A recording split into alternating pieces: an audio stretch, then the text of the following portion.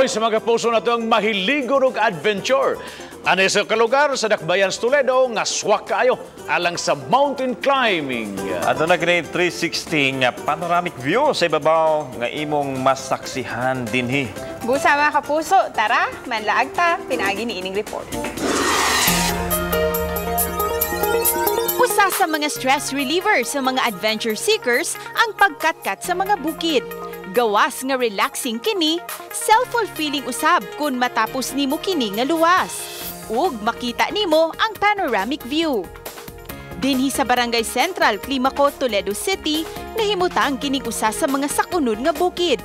Una nimo maabot ang peak ni ini, kinahanglan kang mulakaw ug dulan sa usa ka oras.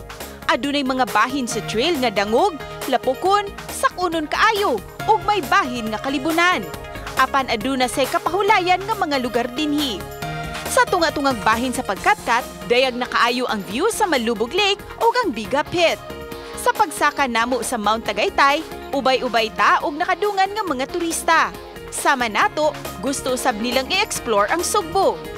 Pag-abot sa lugar, mao na kini ang imong makita.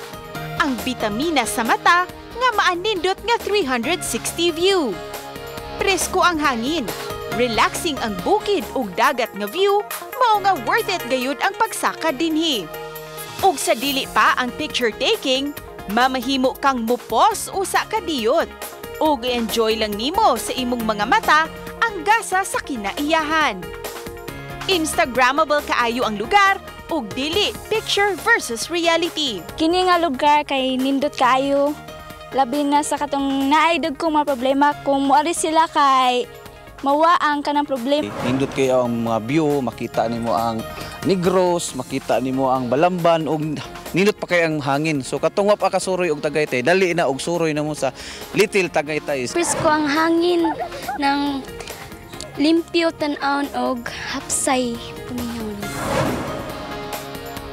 Pahimangno lang mga kapuso nga sa pagsaka sa Mount Tagaytay, pagsulob og komportable nga mga sapot ug pagdaog daghang tubig. Leave no trace usab kita mga kapuso.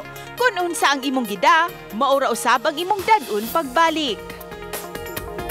Uban ni Demi Hernani, Cecil Kibod Castro, Balitang Bisdak.